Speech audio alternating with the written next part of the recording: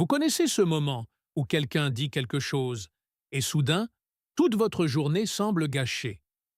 Cela arrive vite, presque instantanément, comme un interrupteur que l'on actionne en vous. Mais et si ce sentiment n'était jamais censé durer? Et si il ne devait exister que pour un bref instant? Et que tout ce qui suivait était quelque chose que vous entreteniez sans le savoir? Voici la vérité. La poussée émotionnelle que vous appelez colère n'est pas conçue pour durer. D'un point de vue neurologique, les substances chimiques libérées dans votre corps pendant la colère se dissipent naturellement en environ 90 secondes. C'est tout. 90 secondes.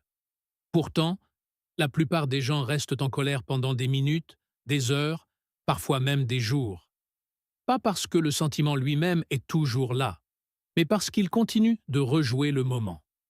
Ils repassent les mots encore et encore. Ils imaginent ce qu'ils auraient dû dire. Ils construisent dans leur esprit des arguments qui ne finissent jamais. C'est comme un détecteur de fumée qui se déclenche parce que vous avez brûlé un morceau de pain grillé. Mais au lieu d'ouvrir une fenêtre, vous continuez à en brûler davantage. Vous continuez à alimenter l'alarme. La prochaine fois que quelqu'un vous coupe la route, soyez attentif. Votre corps réagit immédiatement. Votre rythme cardiaque s'accélère, les hormones du stress augmentent, la tension monte. Ce sont les 90 secondes. Mais ensuite, il se passe autre chose. Vous commencez à vous raconter une histoire. Vous étiquetez l'autre personne. Vous jugez. Et soudain, 20 minutes plus tard, la colère est toujours là. Une fois que vous avez compris cela, tout change. Vous réalisez qu'il y a un moment où vous avez un choix. Vous pouvez laisser le sentiment passer naturellement, ou vous pouvez le maintenir en vie. Les gens disent souvent « ils savent vraiment comment me pousser à bout », comme s'ils étaient impuissants, comme si quelqu'un d'autre tenait une télécommande contrôlant leurs émotions. Mais ce n'est pas ainsi que cela fonctionne. Personne ne peut appuyer sur un bouton qui n'est pas déjà là. L'idée que les autres contrôlent vos émotions est une illusion. Ce qui se passe réellement est beaucoup plus profond. Ces boutons sont des expériences non résolues, de vieilles blessures ou des moments où vos valeurs ont été bafouées. Ce sont des parties de vous qui n'ont pas encore totalement guéri. Quand quelqu'un vous provoque, il ne crée pas quelque chose de nouveau. Il révèle quelque chose qui existe déjà. Pensez à un collègue qui fait une remarque sarcastique qui vous irrite instantanément. Au lieu de réagir immédiatement, faites une pause d'un instant et demandez-vous ce qui se passe réellement. Pourquoi cela vous dérange-t-il autant? Peut-être que cela vous rappelle quelqu'un de votre passé. Peut-être un parent qui était trop critique. Peut-être une situation où vous vous êtes senti écarté ou sous-estimé. Soudain, le collègue n'est plus la véritable source de votre réaction. Il ne fait qu'exposer quelque chose de plus profond. Cela change tout. Parce que s'il ne fait que révéler le bouton, sans le contrôler, alors vous n'êtes plus un récepteur passif. Vous devenez celui qui est aux commandes. Vous n'êtes pas une télécommande répondant automatiquement. Vous êtes l'opérateur. Et une fois que vous voyez cela clairement, vous commencez à comprendre quelque chose de puissant. Personne d'autre ne décide de ce que vous ressentez. Cette responsabilité a toujours été la vôtre. L'un des plus grands malentendus sur la colère est de croire que la colère est la véritable émotion. Ce n'est généralement pas le cas. Ce que la plupart des gens appellent colère n'est souvent que la couche superficielle, la réaction visible qui recouvre quelque chose de bien plus vulnérable en dessous. La colère se comporte comme un garde posté devant la porte d'entrée. Son rôle est de protéger les émotions qu'il est plus difficile d'admettre, des émotions comme la blessure, la peur, le rejet, la honte ou la déception. C'est pourquoi la colère monte souvent si vite. Elle semble plus forte. Elle semble plus sûre. Elle vous donne une armure, alors que ce que vous vivez réellement est de la douleur. Imaginez que quelqu'un vous critique et que vous vous mettiez immédiatement en colère. En surface, il semble que la colère soit le problème. Mais si vous regardez plus en profondeur, vous découvrirez peut-être autre chose. Peut-être que ce qui a réellement blessé, c'était le sentiment que vos efforts n'étaient pas vus. Peut-être que ce qui a piqué, c'était le sentiment que votre valeur était ignorée. La même chose se produit dans les relations proches. Si votre partenaire oublie votre anniversaire et que vous explosez, la colère peut paraître être le problème principal, mais elle ne l'est souvent pas. En dessous se cache peut-être une question beaucoup plus douce et beaucoup plus humaine. Est-ce que je compte pour toi? Et c'est là que le véritable changement commence. Parce que dire « je me suis senti oublié » crée une conversation totalement différente de dire « tu ne te souviens jamais de rien ». L'un ouvre la porte, l'autre construit un mur. Si vous parvenez à identifier le sentiment vulnérable caché sous la colère, vous cessez de combattre uniquement la surface et commencez à traiter la véritable blessure. C'est cela qui crée la guérison. La colère crée de la distance. La vulnérabilité crée de la compréhension. Entre ce qui vous provoque et la façon dont vous répondez, il y a un espace. La plupart des gens ne le remarquent jamais, parce que cela arrive très vite, mais il est là. Et à l'intérieur de cet espace se trouve l'une des formes de liberté les plus importantes qu'une personne puisse posséder. Un déclencheur survient. Votre corps réagit. Les substances chimiques du stress se déplacent dans votre système. Votre esprit commence à élaborer une réponse. Mais avant de parler, avant d'envoyer le message, avant de hausser le ton, il y a un bref moment de choix. Cela ne dure peut-être qu'une seconde, parfois même moins, mais c'est suffisant. C'est le moment qui sépare la réaction émotionnelle de la maîtrise émotionnelle. Lorsque quelqu'un envoie un email passif-agressif, votre premier instinct peut être d'y répondre immédiatement sur le même ton. Tout en vous veut répondre vite, se défendre ou égaler le ton reçu. Mais si vous vous arrêtez ne serait-ce qu'un instant et demandez « De quelle réponse serais-je fier demain ?» Vous interrompez le schéma automatique. Vous entrez dans cet espace, et cet espace change tout. Au lieu d'être comme une bille de flipper ballottée par chaque situation, vous devenez la personne qui tient les commandes. Vous cessez de vivre à la merci de l'humeur, des paroles et du comportement des autres. Vous commencez à choisir votre réponse avec intention au lieu de la céder à l'impulsion. Les personnes qui semblent calmes sous la pression ne sont pas nécessairement moins émotives que les autres.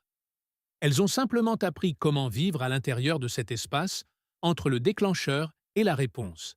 Elles savent que le premier sentiment n'est pas la décision finale. Cette prise de conscience est une forme de pouvoir. Et une fois que vous commencez à la pratiquer, vous cessez de réagir par habitude et commencez à répondre par caractère. Et si vous pouviez observer vos émotions de la même manière que vous regardez une tempête traverser le ciel? Vous la voyez, vous sentez sa présence, mais vous ne devenez pas la tempête elle-même. C'est le pouvoir de ce que l'on peut appeler le soi observateur. En vous, il y a une partie qui peut remarquer l'émotion sans être consumée par elle. Elle peut reconnaître que la colère monte, que la tension s'installe, que votre rythme cardiaque s'accélère tout en restant séparé du sentiment. Cette partie de vous ne panique pas, elle ne se précipite pas. Elle observe, tout simplement. Cette distinction compte plus que ce que la plupart des gens réalisent. Il y a une énorme différence entre penser « cette personne est un idiot » et penser « j'ai la pensée que cette personne est un idiot ». La première vous plonge complètement dans l'émotion. La seconde crée de la distance.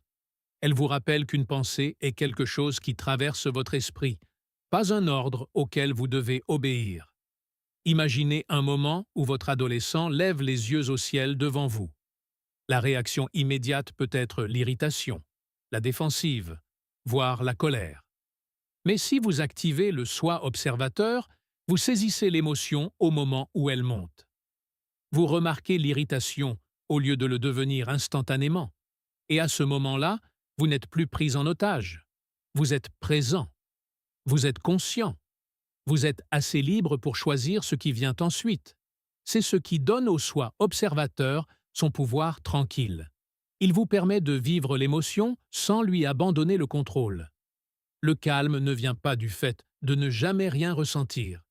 Il vient du fait de savoir que vous pouvez ressentir quelque chose profondément, sans le laisser prendre le dessus sur votre comportement. Beaucoup de gens pensent que la force émotionnelle signifie supprimer ce qu'ils ressentent. Ce n'est pas le cas. La vraie force, c'est d'être capable de s'asseoir avec l'émotion, de la reconnaître clairement et de rester ancré malgré tout. Le soi observateur rend cela possible. Il transforme le chaos en information. Il transforme les tempêtes émotionnelles en quelque chose dont vous pouvez témoigner au lieu de quelque chose auquel vous devez obéir. L'un des changements les plus puissants que vous puissiez faire est de cesser de voir les personnes difficiles comme des obstacles et de commencer à les voir comme des partenaires d'entraînement. Ce seul changement de perspective peut modifier radicalement le sens émotionnel de vos relations les plus dures. Chaque personne difficile révèle quelque chose en vous. Le patron trop critique teste votre résilience. Le voisin passif-agressif met votre patience au défi. La personne contrôlante dans votre vie vous force à renforcer vos limites. Aussi inconfortables que puissent être ces interactions, elles vous montrent souvent exactement là où une croissance est nécessaire. Pensez à l'entraînement physique. Un bon entraîneur ne vous aide pas à progresser en vous maintenant dans le confort. La croissance vient de la résistance. La croissance émotionnelle fonctionne de la même manière. Les personnes qui vous frustrent le plus sont souvent celles qui font travailler les muscles mêmes que vous avez évité de développer. Imaginez que votre patron adepte de la microgestion envoie encore une avalanche d'emails en une seule journée. L'histoire la plus facile est de vous dire qu'il ne vous fait pas confiance, qu'il essaie de vous contrôler, qu'il vous gâche la vie. Mais que se passe-t-il si vous cadrez les choses différemment? Et si vous voyez ce moment comme une chance de pratiquer le calme sous la pression, de répondre avec clarté au lieu de ressentiment, de rester stable pendant que quelqu'un d'autre se montre difficile? Soudain, la situation cesse d'être une pure persécution. Elle devient un entraînement. Cela ne signifie pas que les comportements nuisibles sont acceptables. Cela signifie que vous refusez de laisser le comportement d'une autre personne définir votre état intérieur. Au lieu de réagir comme une victime du moment, vous en devenez l'étudiant. Vous commencez à vous demander ce que cette interaction essaie de vous enseigner. Lorsque vous effectuez ce changement, même les relations douloureuses commencent à révéler un but. Chaque interaction difficile devient une opportunité de devenir plus stable émotionnellement, plus conscient de vous-même et plus intentionnel. La personne qui semblait autrefois être votre plus grand problème pourrait en fait vous montrer où se trouve votre prochain niveau de force. Beaucoup de gens comprennent mal les limites. Ils pensent que les limites sont des murs destinés à exclure les autres, quelque chose de froid ou de défensif. Mais ce n'est pas ce que sont des limites saines. Les limites ressemblent davantage à des portails, et c'est vous qui décidez de ce qui entre et de ce qui reste dehors. Il ne s'agit pas de contrôler les autres. Il s'agit d'être au clair avec vous-même sur ce que vous acceptez et ce que vous n'acceptez pas. Une limite saine protège votre énergie émotionnelle, de la même manière que votre peau protège votre corps. Elle laisse entrer ce qui est bon, tout en empêchant ce qui est nuisible de prendre le dessus. Sans limite, vous absorbez tout. Avec des limites, vous restez ancré dans qui vous êtes. Imaginez quelqu'un vous parlant d'un ton élevé. Sans limite, soit vous le tolérez et vous vous sentez épuisé, soit vous réagissez agressivement et envenimez la situation. Mais avec une limite, votre réponse devient claire et stable. Vous pourriez dire que vous comprenez sa frustration, mais que vous ne réagissez pas bien aux cris et que vous préféreriez poursuivre la conversation quand les choses seront plus calmes. Cette réponse n'est pas faible. Elle n'est pas agressive. Elle est maîtrisée, directe et respectueuse de soi. Ou pensez à un ami qui se plaint constamment, mais ne veut jamais rien changer. Avec le temps, ce genre d'interaction peut devenir épuisant. Au lieu d'absorber cela en silence ou de craquer soudainement, une limite vous permet de rester présent sans vous perdre. Vous pouvez exprimer clairement que vous êtes prêt à écouter, mais seulement pendant un temps limité, à moins que la conversation n'évolue vers des solutions. Les limites sont ce qui vous permet de vous soucier des autres sans être submergé. Elles préviennent l'épuisement émotionnel. Elles préservent votre capacité à être réellement présent pour les gens de manière significative. Sans elles, vous donnez jusqu'à être vide. Et quand vous êtes vide, vous ne pouvez plus rien donner de réel du tout. Il y a des moments où la chose la plus intelligente que vous puissiez faire est de vous éloigner. Non pas comme une fuite, non pas par évitement, mais comme un choix délibéré pour protéger la qualité de votre réponse. C'est la différence entre s'enfuir et prendre une pause stratégique. Lorsque les émotions sont fortes, votre système nerveux est activé. Votre pensée se rétrécit. Vos réactions deviennent plus rapides et moins réfléchies. Dans cet état, il est facile de dire des choses qui causent des dommages, des choses qui prennent beaucoup plus de temps à réparer qu'elles n'en ont pris pour être dites. Une pause temporaire interrompt ce cycle. Elle donne à votre corps le temps de s'apaiser et à votre esprit le temps de retrouver sa clarté. Imaginez être dans une conversation animée alors que vous êtes déjà stressé par autre chose. La pression monte rapidement. Les mots sortent plus tranchants que prévu. La situation s'envenime. Mais si vous faites une pause et reconnaissez que vous n'êtes pas dans le bon état pour continuer, tout bascule. Vous pouvez reconnaître que la conversation est importante, mais aussi que votre état actuel ne permet pas un résultat productif. Choisir de s'éloigner un court instant n'est pas abandonner le problème. C'est choisir d'y revenir dans de meilleures conditions. Ce genre de pause protège à la fois la relation et votre intégrité. Elle prévient les moments de regret, ces réactions qui persistent longtemps après que la situation est passée. Beaucoup de gens pensent que la force signifie rester dans l'instant, quoi qu'il arrive. Mais la vraie maturité, c'est de savoir quand prendre du recul pour pouvoir revenir plus fort, plus lucide et plus intentionnel. Parfois, quelques minutes d'espace peuvent éviter des heures de conflits inutiles. Cela peut préserver quelque chose qui pourrait autrement être endommagé par une seule réaction incontrôlée. Vos réactions émotionnelles ne sont pas aléatoires. Elles suivent des schémas, même si vous ne vous êtes jamais arrêté pour les remarquer. Ce qui vous déclenche aujourd'hui est souvent lié à quelque chose qui s'est produit bien avant ce moment. Et tant que vous ne comprenez pas ces schémas, vous continuerez à marcher sur les mêmes mines émotionnelles encore et encore.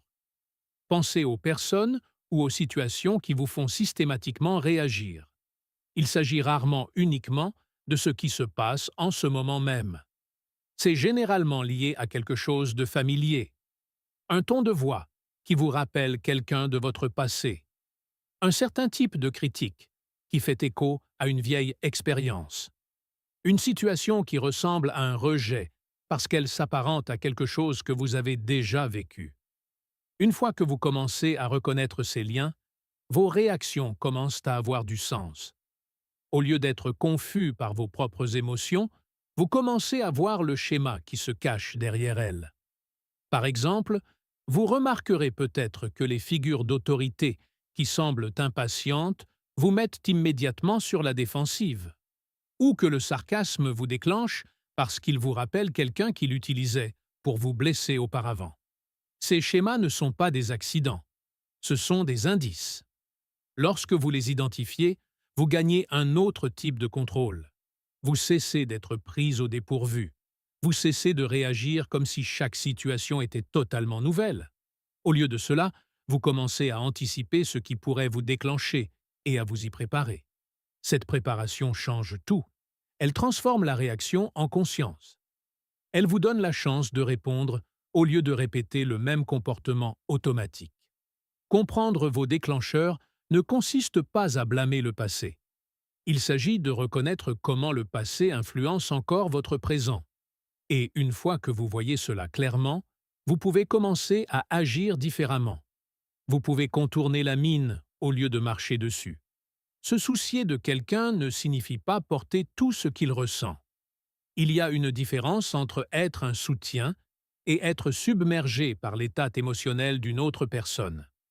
Et si vous ne reconnaissez pas cette différence, vous finirez par vous perdre dans les problèmes des autres. Il est possible de rester compatissant tout en maintenant une certaine distance émotionnelle. Vous pouvez reconnaître la douleur de quelqu'un, comprendre qu'il lutte, et rester tout de même ancré dans votre propre état émotionnel. Pensez-y, comme si vous étiez sur un terrain solide tout en aidant quelqu'un qui est dans l'eau. Vous pouvez tendre la main, offrir votre soutien et le guider, mais vous ne sautez pas dedans pour vous noyer avec lui. Par exemple, imaginez un ami traversant une situation difficile qui vous appelle chaque jour pour vider son sac. Si vous absorbez toute cette émotion sans aucune limite, cela vous épuisera lentement. Vous pourriez commencer à ressentir son stress, sa frustration, voire son épuisement. Avec le temps, vous devenez moins utile, pas plus. But, si vous créez une structure autour de la façon dont vous le soutenez, tout change. Vous pouvez toujours être présent, toujours écouter, toujours vous en soucier, mais d'une manière qui protège votre propre énergie. Vous restez stable au lieu d'être submergé. Ce genre de distance n'est pas froid. C'est ce qui rend possible un soutien sur le long terme. Car lorsque vous êtes émotionnellement épuisé, vous ne pouvez vraiment aider personne. Les personnes qui portent les problèmes de tous les autres croient souvent être fortes. Mais en réalité, elles s'épuisent lentement. La vraie force, c'est de savoir se soucier profondément de quelqu'un sans perdre son équilibre. Et quand vous trouvez cet équilibre, votre présence devient plus stable, plus constante et bien plus précieuse pour les personnes qui ont besoin de vous. La plupart du temps, vous ne réagissez pas à la réalité elle-même. Vous réagissez à l'histoire que vous vous racontez sur ce qui se passe, et cette histoire façonne tout ce que vous ressentez. Quand quelque chose vous déclenche, votre esprit commence immédiatement à construire un sens autour de cela. Vous interprétez le ton, les mots et les actions. Vous supposez des intentions. Vous comblez les lacunes avec vos propres croyances et expériences passées. Mais ces interprétations ne sont pas des faits. Elles ne sont qu'une version possible de ce qui pourrait être vrai. Imaginez recevoir un email court et direct de votre patron. Une version de l'histoire pourrait être qu'il est mécontent de votre travail, qu'il vous critique, que quelque chose ne va pas. Cette histoire mène à l'anxiété, à la défensive, peut-être même à la frustration. Mais il y a une autre histoire possible. Il est peut-être simplement occupé. Il essaie peut-être de communiquer efficacement. Il essaie peut-être même de vous aider à vous améliorer rapidement.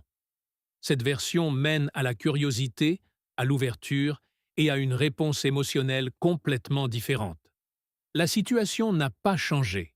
Seule l'histoire a changé. Une fois que vous en prenez conscience, vous réalisez que votre expérience émotionnelle n'est pas figée. Elle est influencée par la façon dont vous interprétez ce qui se passe, et cela signifie que vous avez plus de contrôle que vous ne le pensiez. Vous pouvez commencer à remettre en question votre première interprétation, au lieu de la croire immédiatement. Vous pouvez vous demander quelle autre explication pourrait exister. Vous pouvez prendre du recul et reconnaître que votre esprit crée un récit, et non qu'il découvre une vérité absolue. Cela ne signifie pas ignorer la réalité. Cela signifie comprendre que votre première réaction n'est pas toujours la plus exacte. Quand vous prenez le contrôle de l'histoire, vous prenez le contrôle de l'émotion qui suit. Et cela change la façon dont vous agissez dans chaque interaction. Comprendre ces idées est une chose. Les vivre en est une autre. Le véritable changement ne se produit pas parce que vous reconnaissez un concept une fois. Il se produit par la répétition, par de petits choix faits de manière cohérente au fil du temps. Vous n'avez pas besoin de tout appliquer d'un coup. En fait, essayer de le faire conduit généralement à ce que rien ne change du tout. Le véritable basculement vient du fait de se concentrer sur une seule chose et de la pratiquer jusqu'à ce qu'elle devienne naturelle. Commencez simplement. La prochaine fois que vous vous sentirez provoqué, rappelez-vous la règle des 90 secondes. Remarquez la réaction physique dans votre corps et laissez-la passer sans la nourrir de pensées. Ou entraînez-vous à trouver ce petit espace entre ce qui arrive et la façon dont vous répondez. Même quelque chose d'aussi simple que de remarquer votre émotion au lieu d'y réagir immédiatement peut commencer à changer vos schémas. Se dire que l'on remarque le sentiment monter crée juste assez de distance pour interrompre la réponse automatique. Avec le temps, ces petits moments s'accumulent. Ce qui semblait autrefois impossible commence à paraître normal. Les réactions qui vous contrôlaient autrefois commencent à perdre de leur intensité. L'espace entre le déclencheur et la réponse devient plus facile d'accès. Les personnes qui semblent calmes dans toutes les situations ne sont pas nées ainsi. Elles se sont entraînées. Elles ont répété ces types de réponses jusqu'à ce qu'elles deviennent automatiques. Et ce même changement est à votre portée. Si vous continuez, si vous restez constant, il arrive un moment où les personnes difficiles n'ont plus le même effet sur vous. Les choses qui vous plongeaient autrefois dans la frustration ou la colère commencent à perdre de leur pouvoir. Et à ce moment-là, vous réalisez quelque chose d'important. La paix que vous recherchiez n'a jamais dépendu du changement des autres. Elle s'est construite à travers la façon dont vous avez choisi de répondre.